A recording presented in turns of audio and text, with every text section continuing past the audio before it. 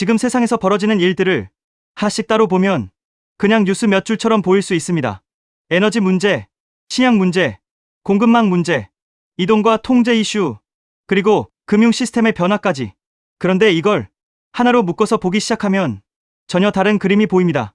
단순한 혼란이 아니라 무언가 더 큰 전환이 오기 직전에 압박처럼 보일 수 있다는 겁니다. 오늘은 왜 지금 터져나오는 위기 신호들을 그냥 지나치면 안 되는지, 그리고 왜 이런 시기일수록 XRP 같은 자산을 더 진지하게 봐야 할 수 있는지 핵심만 정리해보겠습니다. 요즘 세상을 흔드는 문제들을 보면 공통점이 하나 있습니다. 전부 우리 삶의 기반과 연결돼 있다는 점입니다. 에너지가 흔들리면 물류가 흔들리고, 물류가 흔들리면 공급이 흔들리고, 공급이 흔들리면 식량과 생필품 가격이 흔들립니다.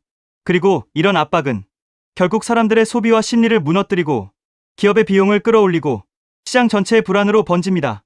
즉, 지금 벌어지는 여러 문제는 전부 따로 노는 사건처럼 보이지만 실제로는 서로 연결돼 있습니다. 이게 중요합니다. 사람들은 보통 뉴스를 따로 봅니다. 오늘은 육아, 내일은 식량, 그 다음은 공급망. 그런데 시장을 정말 크게 바꾸는 건 뉴스 한 줄이 아닙니다. 여러 문제가 한 방향으로 정렬되기 시작할 때 그때부터 진짜 변화가 시작됩니다. 그리고 저는 지금이 바로 그런 구간일 수 있다고 봅니다. 에너지는 단순히 전기요금 문제가 아닙니다. 에너지는 산업의 혈관입니다.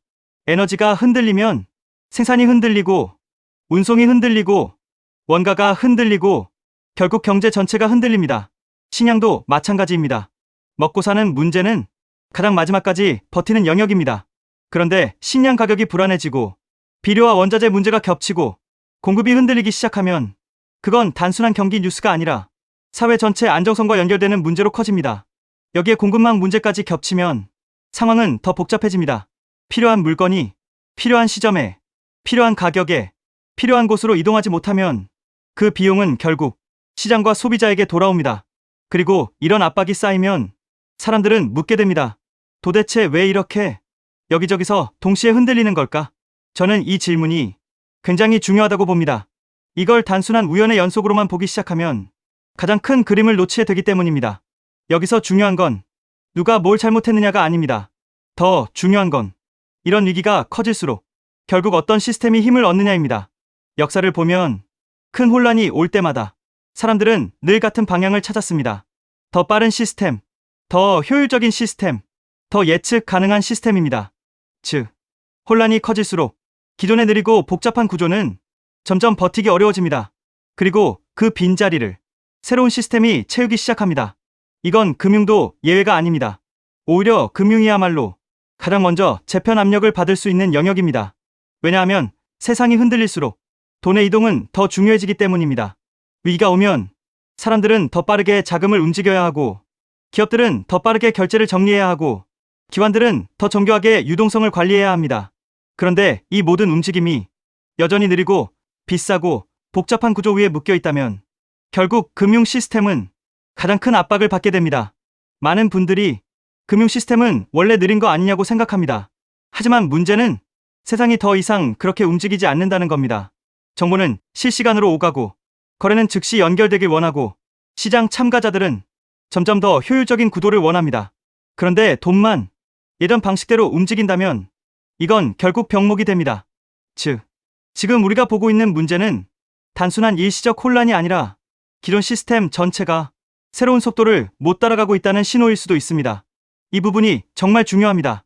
사람들은 위기가 오면 공포만 봅니다. 하지만 더 중요한 건 그 공포 다음에 무슨 구조가 들어오느냐입니다. 혼란은 언젠가 지나갑니다. 그런데 위기 뒤에 남는 시스템은 오래 갑니다. 그래서 지금 중요한 건 공포 자체가 아닙니다.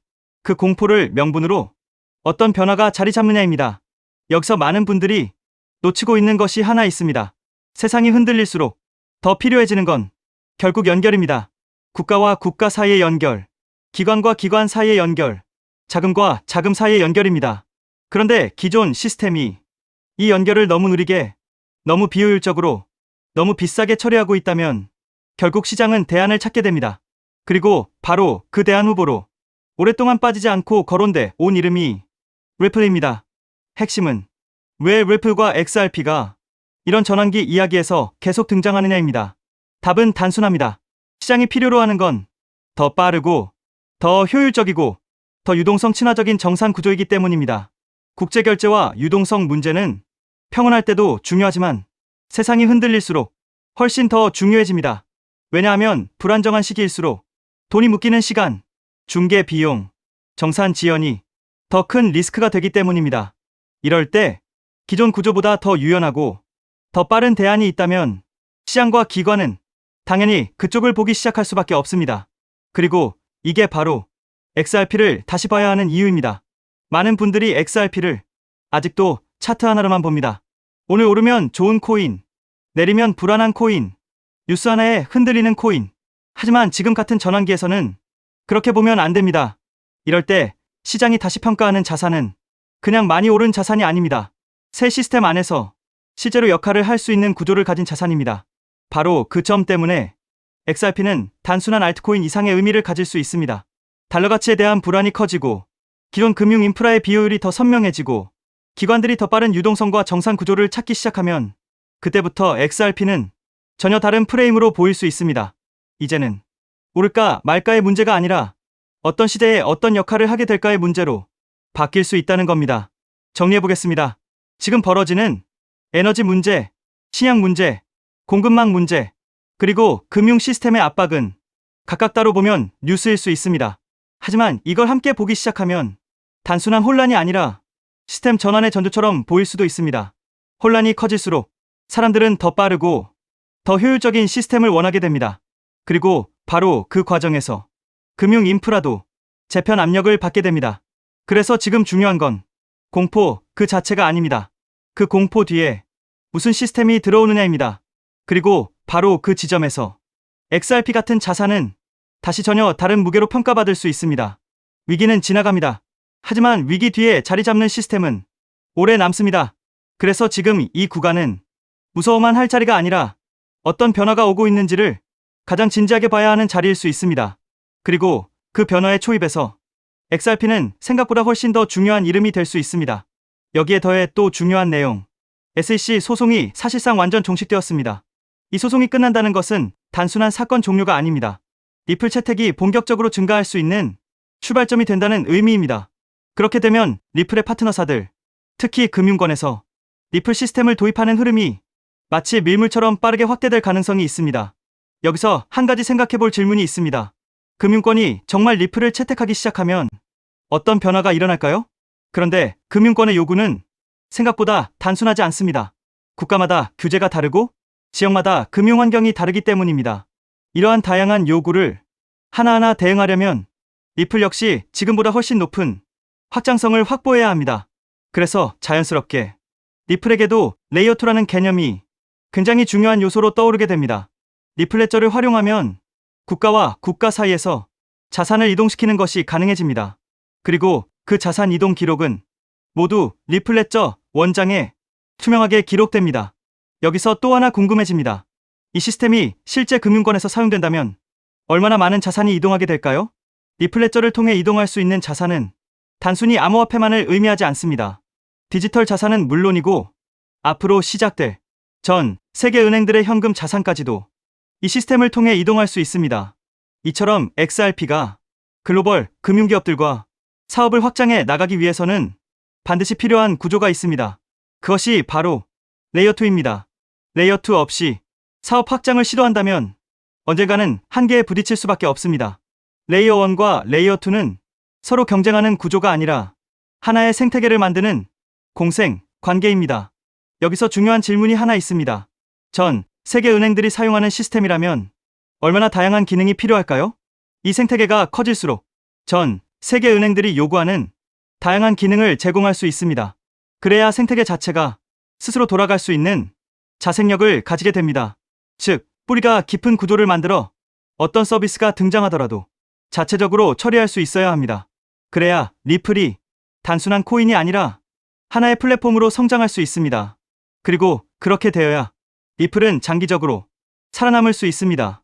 그래서 레이어2는 단순한 보조 기술이 아닙니다. 레이어2를 통해 리플의 확장성과 범용성을 높여줘야 리플 기반 블록체인 사업들이 대거 등장하게 됩니다. 그리고 그렇게 사업들이 늘어나면서 비로소 하나의 생태계가 완성됩니다. 여기서 또 하나 중요한 질문이 생깁니다. 생태계가 커질 때 가장 큰 수혜를 보는 것은 무엇일까요? 여기서 코인 시장에 아주 흥미로운 특징 하나가 있습니다. 레이어2 코인들은 리플이 10배 상승할 때 수백 배 상승 기회를 얻을 수 있는 공생 구조를 가지고 있다는 점입니다. 그래서 많은 투자자들이 이 구도를 투자 전략으로 활용하기도 합니다. 이 원리는 주식 시장에서도 비슷한 사례를 볼 수 있습니다. 전기차 테마의 대형주였던 삼성 SDI가 약 15배 상승할 때 소형주였던 에코프로는 무려 700배 상승을 보여줬습니다. 같은 산업에 속해 있지만 상승률은 완전히 달랐습니다. 이것이 바로 생태계 구조의 특징입니다. 레이어1인 이더리움이 2배 상승할 때 레이어2 코인들이 수천 배 상승하는 현상은 이미 오래전부터 코인 시장에서 반복되어 왔습니다. 또 다른 예도 있습니다. 비트코인은 레이어1입니다. 하지만 속도와 수수료 문제 때문에 실제 거래용 화폐로 사용하기에는 한계가 있습니다. 그래서 한 가지 질문이 생깁니다. 이 문제를 해결하기 위해 어떤 기술이 등장했을까요? 그 문제를 해결하기 위해 등장한 프로젝트가 있습니다. 바로 스택스입니다. 레이어2인 스택스는 비트코인의 속도와 수수료 문제를 개선했습니다. 비트코인과 레이어2 코인은 상승할 때 같이 상승합니다. 하지만 상승률은 완전히 다릅니다. 레이어1인 비트코인이 2023년 10월 대비 2024년 3월까지 약 190% 상승할 때 레이어2 코인인 스택스는 같은 기간 동안 무려 750% 상승했습니다. 그래서 자연스럽게 이런 결론이 나옵니다.